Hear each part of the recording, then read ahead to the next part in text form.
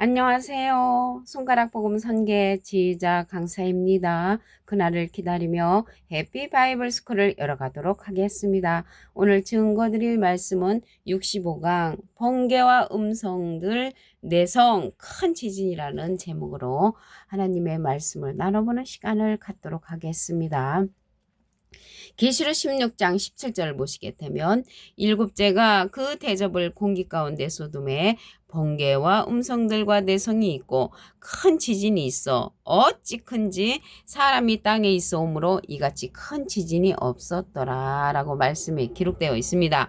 번개와 음성들 내성 큰 지진은 하나님의 진노의 일곱 대접의 심판입니다. 여기 계시록 16장 17절이잖아요.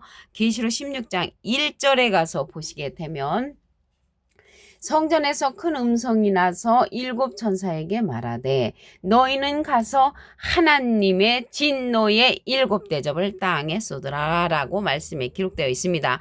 하나님의 진노의 일곱 대접의 심판이 번개와 음성들과 내성과 큰 지진이란 말이죠. 일곱째가 그 대접을 공기 가운데 쏟는다고 했는데 일곱째 대접의 심판은 무서운 하나님의 진노의 일곱 대접의 심판이라는 것을 말씀을 드립니다. 그런데 신천지는 말씀하시기를 번개와 음성들과 내성과 큰 지진은 성도들의 마음이 하나님의 심판과 진노로 크게 흔들리는 것이다 라고 이렇게 말씀을 하시면 다른 복음을 전하는 것입니다. 계시록 16장 전체를 봐도 성도들의 마음이 하나님의 심판과 진노로 크게 흔들리는 이러한 내용은 한 기절도 없다는 것을 말씀을 드립니다.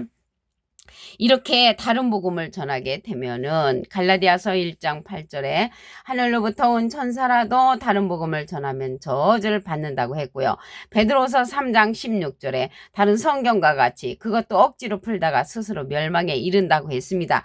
이러한 말씀으로 미혹하지 말라고 했습니다. 이러한 말씀으로 미혹을 하게 되면은 이사야 9장 16절에 백성을 인도하는 자가 그들로 미혹해 하니 인도를 받는 자가 멸망을 당한다고 말씀이 기록되어 있습니다. 이러한 다른 복음에서 나와야 되는데 선택은 각자가 용감하게 해야만이 나올 수가 있다는 것을 말씀을 드립니다. 오늘 본문 말씀을 다시 한번 보도록 하겠습니다. 계시록 16장 17절을 보시면 일곱째가 그 대접을 공기 가운데 쏟음에 번개와 음성들과 내성이 있고 큰 지진이 있어 어찌 큰지 사람이 땅에 있어오므로 이같이 큰 지진이 없었다고 했습니다.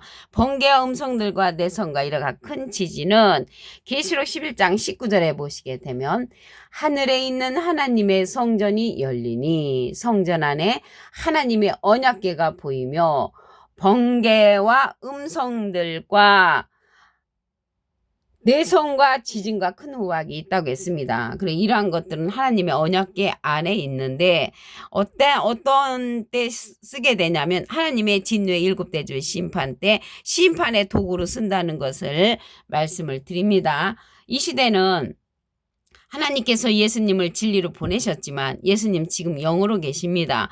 예수님께서 가시면서 누구를 보내주신다고 하셨냐면 보넬보혜사 진리의 성령을 보내주신다고 하셨습니다. 요한복음 15장 26절을 보시게 되면 내가 아버지께로서 너희에게 보낼 보혜사 곧 아버지께로서 나오시는 진리의 성령이 오실 때 그가 나를 증거하실 것이요.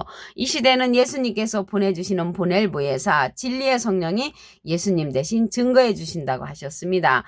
요한일서 5장 7절에도 보시게 되면 증거하는 이는 성령이시니 성령은 진리니라.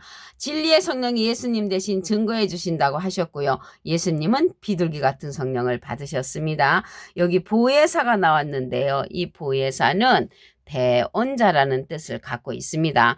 요한일서 2장 1절 그 중간에서부터 보시게 되면 누가 죄를 범하면 아버지 앞에서 우리에게 대언자가 있으니 대언자 앞에 조그만하게 3자가 있습니다. 관주 성경 해석란에 보시게 되면 보혜사라고 기록되어 있습니다. 보혜사가 대언자니까 예수님은 하나님의 대언자 보혜사시고요. 예수님의 대언자는 보낼 보혜사로서 진리의 성령으로서 또 다른 보혜사를 보내주신다고 하셨습니다. 또 다른이 붙었습니다. 요한복음 14장 16절에 보시게 되면 내가 아버지께 구하겠으니 예수님 하나님께 부탁을 해서 또 다른 보혜사를 너에게 주사 영원토록 너희와 함께 있게 하시리니 저는 진리의 영이라고 했습니다. 세상은 능히 저를 받지 못하고 저를 보지도 못하고 알지도 못함이라고 했습니다.